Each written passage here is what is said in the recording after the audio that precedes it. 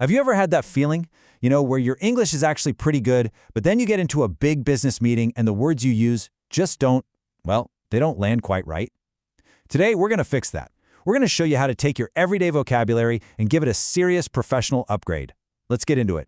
So take a look at this. A pretty standard weekly calendar, right?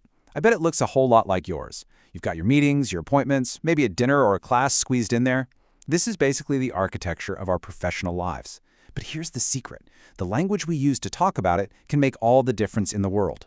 And that leads to the big question, doesn't it?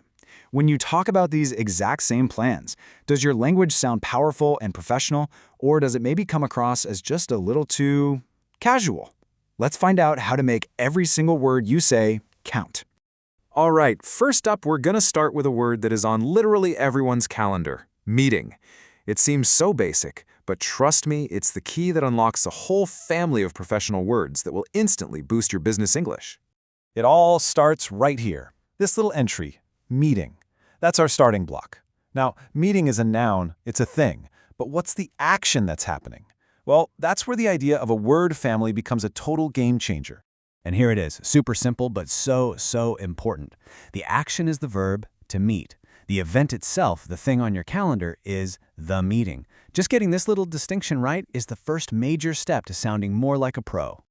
You can really see the difference in these examples. Let's meet is a call to action. It's active. You're making something happen. But the meeting has been scheduled. Well, that's talking about the event itself. It's a small change in wording, I know, but it makes your English sound so much more precise and polished.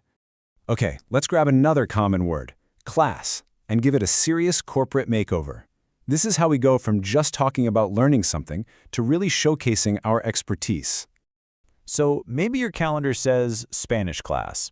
Awesome. The whole point is to learn. But in an office, how do we talk about the knowledge we get from, say, a big project? It's not really just about learning anymore. We need a better word. And here is the magic word, learnings. You have to know this one. It's a huge term in the business world. It's not just the process. It's the actual valuable insights you get from an experience. The takeaways. Just listen to that first example. Key learnings. You will hear this constantly in project management. It means, what important lessons can we apply to the next project? It shows you're thinking strategically. And the adjective, learned?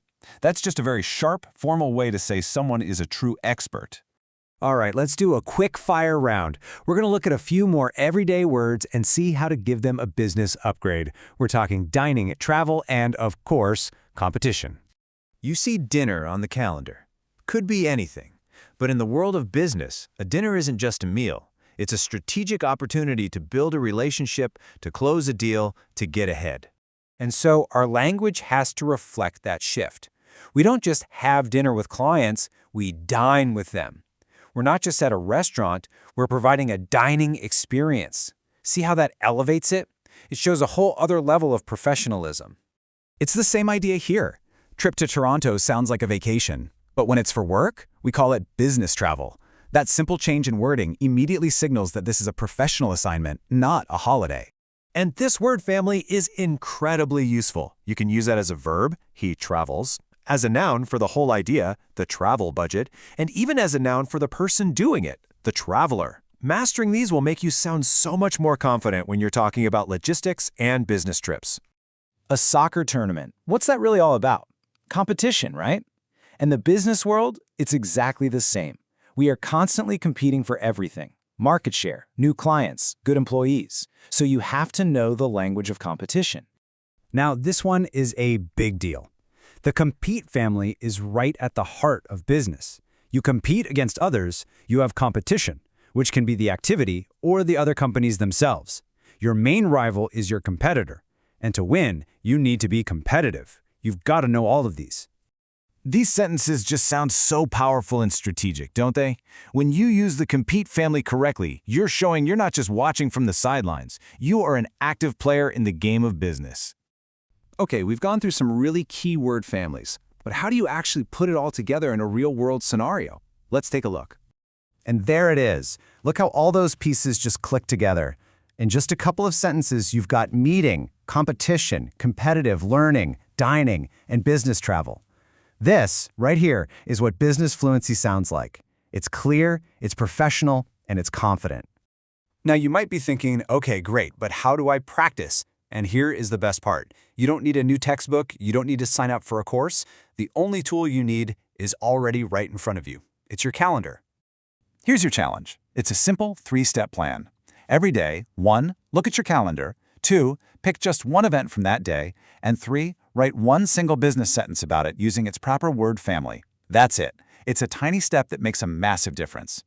Just one sentence a day. That is all it takes. This isn't about studying for hours. It's about building a consistent daily habit. And that is how you build real, lasting confidence in your business English skills. So go on and take a look at your own calendar for this week. Is it just a list of tasks, or is it a whole list of opportunities to practice, to improve, and to showcase your professionalism? The business vocabulary is right there, hiding in plain sight. What story is your calendar going to tell?